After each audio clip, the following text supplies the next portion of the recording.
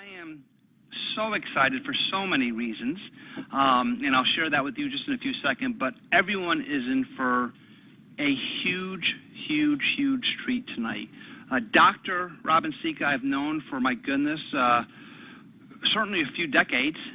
She is a wonderful, wonderful person, incredibly knowledgeable when it comes to wellness and well-being. She's a kind-hearted person, very, very well-known, and just amazing, and actually just became an associate. So we're truly blessed that not only will she be giving a wealth of information, but she also is really part of the team, which is fantastic. Let me talk a little bit about her background and give her the much due respect she deserves. And many people have already seen this in writing, but if you haven't heard it, I'm going to read some of this. I could probably do this bio, probably take an hour to do it, but I'm just going to hit some of the bullets that are incredible.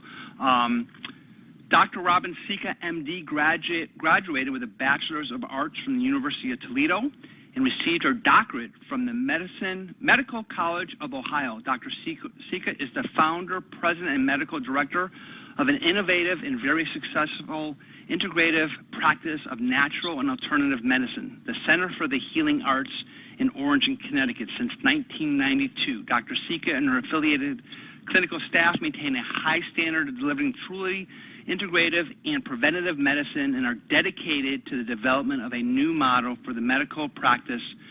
Years of passionate study evolved into Dr. Sica's integrative approach, which is a successful model of assessing and addressing the patient's health conditions by identifying underlying stressors originating from all aspects: spiritual, emotional, physical, and social. Dr. Sica successfully integrates her background study, including holistic medicine, anti-aging, natural hormone replacement, and endocrine problems, nutritional vitamin supplementation, including natural alternatives to medicine, allergies, and environmental medicine.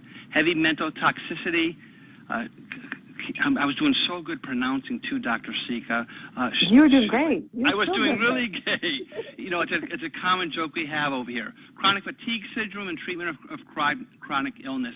And you know something, I can keep on going on with the accolades, but we are truly, truly blessed for someone who cares about her patients and, more importantly, cares about people, and again is a true, true asset. And for me personally, she's going to be helping me a lot with the pronunciation of a lot of words that I still struggle with daily when it comes to this. But she's teaching me some great stuff. So she just joined the team just a few days ago. I reached out to her. She had a busy schedule. She was with patients all day today, had a 12-hour day, helping and serving others, and it means a lot that she was willing just on last notice to do this, and we hope to have her many, many times. I know corporate is ecstatic about her. They're asking her to do videos, which she's willing to do, and a lot of other great things. So, Dr. Sica, welcome to the family. Welcome to CTFO. Thank you. Well, let's get right into it. I want to really, really talk about it because I know one of the things that I had some questions for you about, and I know that you're extremely knowledgeable about this, but tell us a little bit about why. I know you've studied the CBD, the endocannabinoid system for a while. Yeah, you got it. I got it. So share a little bit about it. So give yourself, you know, because I know you shared with me a little bit about how you've been researching this and studying this, not for the last few weeks, but for quite some time. So just if you would share with the listeners a little bit about that. Sure, Mike. A couple of years ago, a few years ago, 3, 4, I started reading, the research, and, of course, there's a lot of, information on, why medical marijuana should be, made legal, and it's like it seemed like it was all over the place, like it's good for this, it's good for that, it's good for this other thing, and it just didn't make a whole lot of sense to me. So I just started studying it. I took some, went to some lectures and classes. I read a whole bunch of the research, and kind of got excited about it and got interested in it. Connecticut, of course, has a medical marijuana law, so I, got registered to be able to prescribe medical marijuana, so I've got some experience on that side of the fence, and got excited about hemp oil because, A, it doesn't need a prescription, B, there's no psychoactive component that alters people's, sensorium, their ability to function during the day at their work or, in any way. and there's no addictive component. So I got really excited about hemp oil and joined another company, actually. And actually over the past few years tried several of the very well-known products that have been prominent in this marketplace, and got very disappointed, actually, got very burnt out on it because they were expensive. They were touted to be so great. The research is there. The products just didn't seem to deliver. So I kind of got really, okay, I'm not understanding why we're not seeing the benefits clinically that I was seeing in the studies, what was going on there. And so I kind of really backed off about it. And then last summer, actually, a friend of mine introduced me to a product from another company that actually works really well and works really quickly. And within a few weeks of sharing this with patients, I was seeing things that I had never seen in my practice. Now, I'm really good at what I do, and I don't say that to brag. I don't have a big ego, but the people that come to me, I used to joke that my center was the last chance saloon for people. They would go to like all these conventional doctors and all these alternative doctors and not get help, and they'd come to me, and we'd just kind of put the pieces together for them, and they'd get better. And I saw that over and over and over again. I've been in practice now 33 years. It'll be this summer. So I saw that if you just put a systematic protocol in place of being able to work through different key factors, people started to heal. They started to get better. Some people were easy. Some people were complex.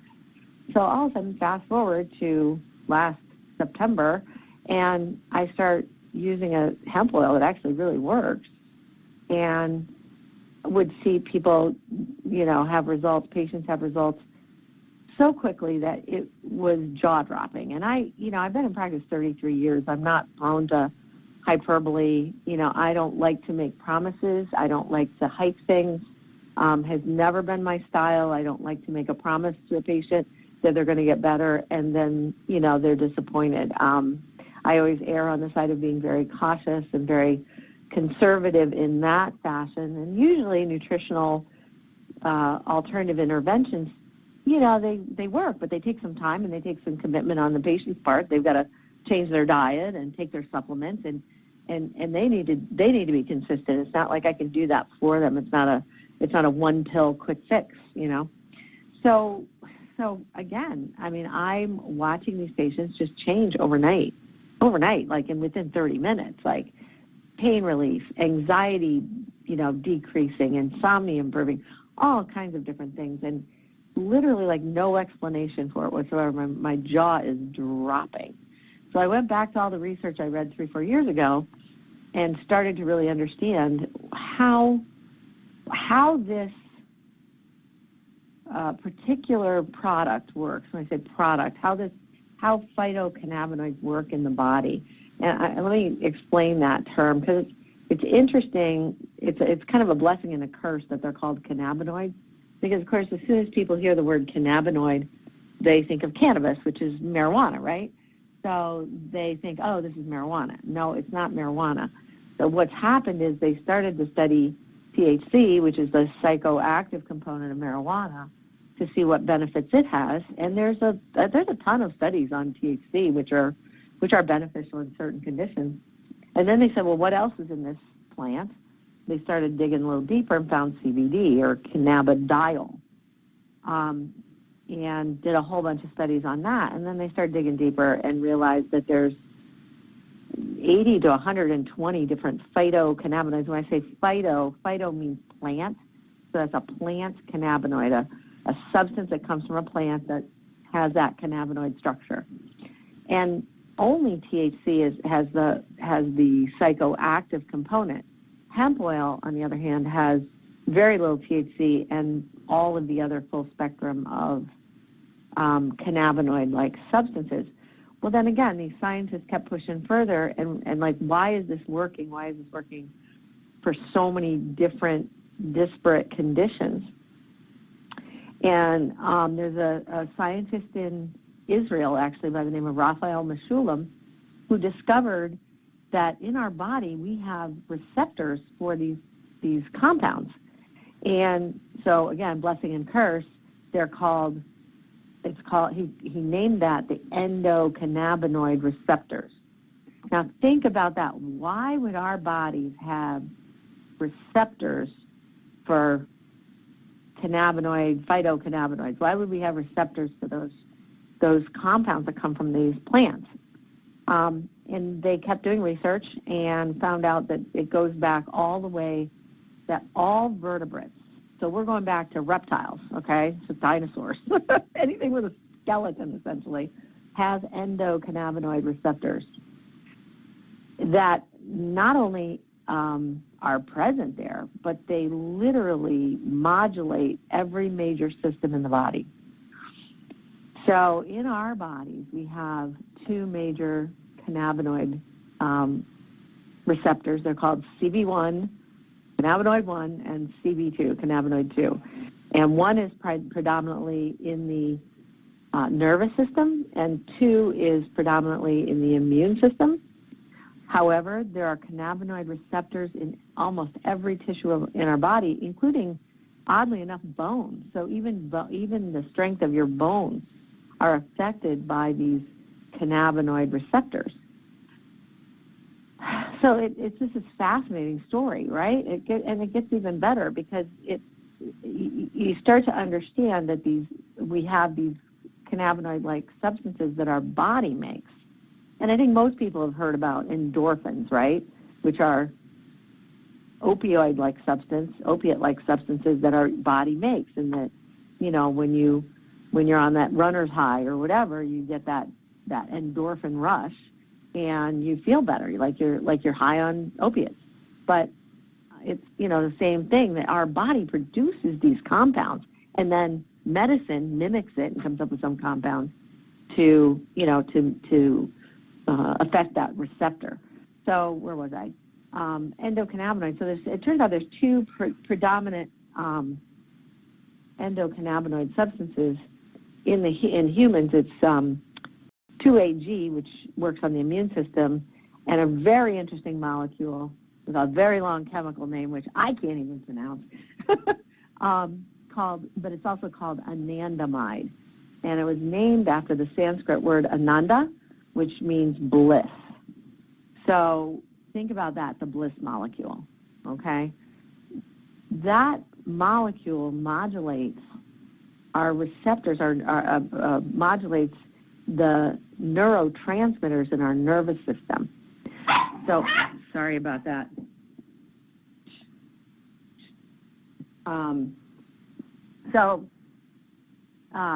So it literally modulates the excitatory and calming neurotransmitters in the body. So if somebody's anxious, they're overproducing excitatory neurotransmitters. The endocannabinoid system works to regulate that and downregulate those excitatory neurotransmitters so they feel calmer.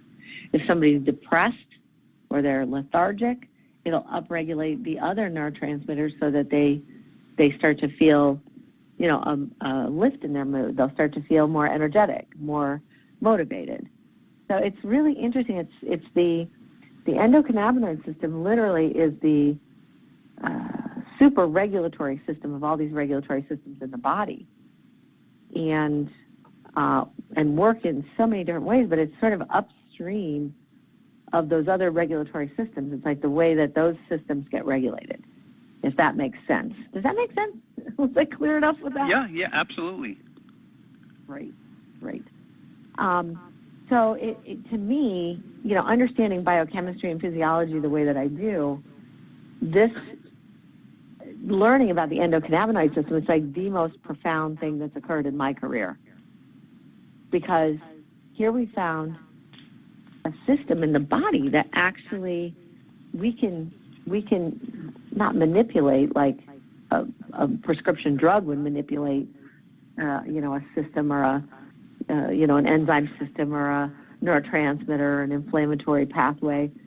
We're actually helping the body to come back into balance with these phytocannabinoids that work on those endocannabinoid receptors.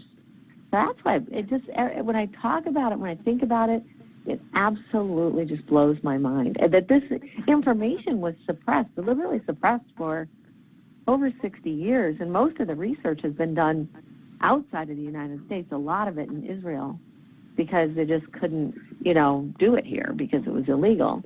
And I think that when you understand just how fundamental the endocannabinoids, see these lists of studies, it helps with arthritis, it helps with blood pressure, it helps with, insulin sensitivity in terms of diabetes or metabolic syndrome.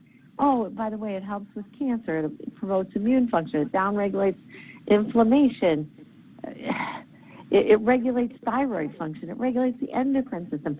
Like, it starts to, when you look at the research, it starts to sound like, and if you want me to, I'll explain snake oil, which is a really interesting little sidebar. Absolutely, but please. It starts to sound like snake oil, because how is it that this particular substance, these particular substances, can affect so many different things? It's not the way we were trained in the Western world, certainly. And you start to go, well, gee, as a physician, I start to go, gee, this is kind of a little too good to be true here. How could it be affecting so many different things? But when you understand that it's affecting the super regulatory system of homeostasis meaning, restoring and maintaining balance in the system, then you realize, well, this is it. It's like holding the master key. And I can sit here and work on, giving different herbs or treatments to decrease inflammation. But if I have the master key, why wouldn't I use that? At least in addition to some of the other things that I'm already doing. I wouldn't say that everybody's going to get magical results 100% of the time without doing anything else. But certainly it makes every other treatment that I do more powerful, because we're really getting, a better effect. So snake oil, I'll try and do this real quick. It turns out that the Sioux Indians used echinacea. I'm sure a lot of people have heard of echinacea. It's a great herb that helps to support immune function. So when people have colds or, flu or whatever, they'll take echinacea to ramp their immune system up. It's been known, thousands and thousands of years. It was an herb that was used by the Indians, Native Americans. And when the settlers from Europe came, the way that the Sioux word for echinacea sounded like snake oil. And echinacea is so powerful, it's such a great herb for so many different things, that they would call it snake oil, like snake oil fixed everything. It wasn't, oil that they pressed out of a snake. It was this herb, echinacea. And what's really interesting, the cutting edge of endocannabinoid science right now is cannabomimetics, which are other herbs that actually work to help modulate the endocannabinoid system, and echinacea is one of them that does that. So it's interesting that it kind of comes around full circle that snake oil, which that term is a pejorative now, used by the medical profession to say, natural cures don't work. Things that help people, in a holistic way don't work. It's just snake oil. It's just, placebo. And yet we know echinacea works. We know it works for a lot of things. And we also know hemp oil works, and there's tons of science to back that up. Did I lose you? No, I'm here. Can you hear me? I had you on mute. I have a dog, too, so I didn't want the dog to start barking there. One of the things I heard you say, you mentioned a lot of things, but I wanted to ask, and we've heard this a lot about, inflammation. Why do people have so much inflammation? Why is it so common, and what are the causes, and what does it really mean when people have inflammation? Well, inflammation is actually an upregulation of the immune system has certain, I'm going to use some big words, don't just stick with me, leukotrienes and cytokines that are either pro-inflammatory or anti-inflammatory, and a lot of those are made from various essential fatty acids like omega-3 and omega-6 fatty acids, and some of them, the omega-3s particularly, are anti-inflammatory, and the omega-6s are are pro-inflammatory. That's kind of a very, very oversimplified view, but our diet is very heavily omega-6 oriented, especially in this country. We don't eat a lot of fish. We don't have a lot of good quality sources of fish. All of our beef is corn-fed. It's not grass-fed. Grass-fed protein, whether it's fish, chicken, fish, chicken, like farm-raised fish, beef, any animal that's fed grass, or in the case of fish, they eat algae, which is the grass of the sea, sort of. They develop a high omega-3 content in their fatty tissues, and that is more anti-inflammatory. When you start to feel, whether it's a farm-raised fish or whether it's a cow that's in a feedlot where it's just eating corn, it's going to be very heavily omega-6, which is going to tend to, so when you shift that balance of omega-6 to omega-3, you're going to start to create more inflammation. And I could go into 100 other reasons why our diet makes us very pro-inflammatory. The amount of carbohydrate we eat, the amount of pro-inflammatory foods that we eat, the amount of processing that goes into foods, the basically stripping away of all the nutrients when they process, and package foods.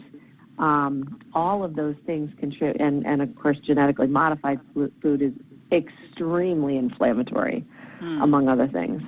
And so people are eating, they're eating GMO wheat and GMO corn.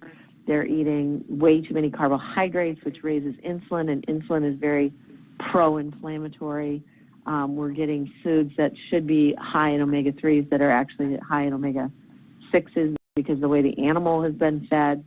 And so all of a sudden, all of that, I'm not even going to go into environmental medicine and the amount of pesticides and chemicals and all that in our environment that cause inflammation. But basically, we're all just tipped very heavily to the pro-inflammatory side. So everybody's feeling this inflammation in terms of joint pain, but I've also seen people where their brains are inflamed and they can't function, they can't focus, they're irritable, or they're having psychiatric issues, or problems focusing, all kinds of different things that you see. It's not just joints. And, we think inflammation, we think, oh, my joints hurt. But you could have inflammation in any part of the body that can cause all sorts of different things.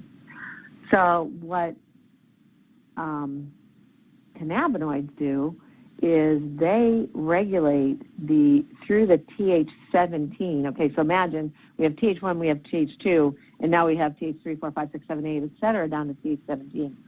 TH17 are the T regulatory cells that actually regulate how much inflammation you have in your body. We need inflammation. It's like, everybody talks antioxidants are so great, but if you don't have enough oxidation in your body, you can't kill viruses and bacteria and cancer cells. So everything in the body is homeostasis. It's all about being in balance and having the right chemical available when your body needs it to do the right thing. And that's really, as it turns out, what the endocannabinoid system does, is it makes sure that the balance is there. So that works through the TH17 to make sure that the TH1s and the TH2s are in balance. I know that sounds very complicated, but it's actually, if you just think about it like a mobile, okay, the whole mobile, if you've got, everybody's seen a mobile, right, that it's got strings hanging down with different, weights or designs or whatever at the bottom, that's all got to be in balance or the whole thing just tips sideways, right? So that's what the endocannabinoid system does, is it makes sure that all of these systems, all of these very complicated, intertwined, interrelated systems are all in balance. And that's what restores health. So, it's great to hear these stories of people that, went from, living with 8 out of 10 pain, and it's gone in a very short period of time when they take hemp oil. But the fact is that if you take this over time, it's going to, whether or not it gives you, I actually happen to be one of the people that didn't really feel much from it. And it took about 3 months, and it changed so many things for me personally, in terms of mood, in terms of just a sense of well-being, and in terms of, inflammation. I mean, I eat pretty well, but I'm getting up there in years, and I could have some joint aches and joint pains that really over 3, 4, 5 months that I've been taking it, I'm feeling pretty good these days, That's incredible. We only have a few minutes left, but I want to say personally, I know you. I have incredible amount of respect for you. I know that you're incredibly knowledgeable, and you're an amazing doctor. So you had me at hello. So I've been doing network marketing, as you know, Dr. Sica, for 25 years, and I've always shared with people, and I never hid from this. I was always very transparent and honest that I joined network marketing for the opportunity. The product for me was always the opportunity. The product was always, it's nice to have a nice product, But to me, it was freedom, working from home, unlimited income, serving others, so many more important things. A lot of people join network marketing companies because maybe they're very product focused. So I've never been what you would call, I would never lead with the product. I never would really discuss product with people. I would be the guy showing the circles and explaining the compensation plan and how you can make money and what residual income is versus linear income and how you work today and get paid for a lifetime. So that really has been my passion, what I've done until now. And I have always was transparent to tell people, hey guys, I really never even took the products or just bought stuff. But now it's unbelievable. Everything from the tinctures to the sprays to the sleep spray to even my dog. We talked about dogs. I'm even giving my dog CBD. I've never had so much fun and seen so many people so thankful. And oh my God, this is unbelievable. And hearing this. So you being a medical doctor, being able, we were joking the other day as we were talking about, you and joining CTFO, which we're so thankful you have, and we know you're going to be a huge asset, and hope to have you come on many, many times to come and have you speak at conventions and all the great things that in the future for all of us. But, I have a hard time even pronouncing things. So for the people that are on the phone today, what would you say? So when they're prospecting someone, when they're talking to someone without using all these technology, all these words, what would you share with them? How would they, if they're in the process of prospecting or speaking to someone, anything that you'd recommend as a good way to kind of like, let's call it layman's terms, you know what I mean? Something that, you would say, hey, Michael, when you're approaching someone on CBD, these are some really key points you just might want to touch on. So maybe you can help some people on the call tonight to share what they could say. Those that are not doctors or don't have a medical degree and so on and so forth. I know, and I don't mean to blow people away with No, I think it's I think it adds credibility. I think it's amazing. I think it's important. You know what I mean? And you didn't blow us away. I was in awe. So I'm sorry. Go ahead. So I would just say, the research is there. If you do a PubMed search, it's well over 23,000 articles on cannabinoids that have been published so far. Okay. You don't have to know it all. You just have to let people know the research has been done. It's there. It's not in question whether this works or not. A lot of times, whether something works or not has to do with the delivery system. And if you have the dose in the delivery system where people are getting results, and it's clear that, the CTFO products are getting results, which I have not seen with all the products on the market. In fact, a lot of them don't work very well. So as long as you have a product that's getting delivered, it's getting into the system, it's getting bioavailable enough that it's getting into the system, you're going to see the results because all that research proves that it is. Wow. And if you just understand enough about the endocannabinoid system that this isn't snake oil magic. This is, you're supporting your system to heal itself. Got it. And being an integrative doc, one of the first things that I explain to people for the last 33 years is there are no doctors in the world that heal anything. Yep. If you cut your arm open and it's deep and it's a big gash and you go to the ER and the doctor cleans it up, gets all the infection, anything source of infection out of there, cleans it up, and then they close the wound and they suture it up. Does the doctor heal it? No, your body heals it. Why does your body heal it? How does it know how to heal? Wow. That's what the endocannabinoid system does. It helps our body to come back into balance, into homeostasis. Yep. So whether somebody has one of these like miracle testimonials that they can put on, post on Facebook or, go, oh my God, this happened to me. I had a guy literally in 5 minutes get 22 years of pain from 3 smashed vertebrae in his neck, 22 years of pain, go from a level 8 pain to 0 in 5 minutes. Yeah.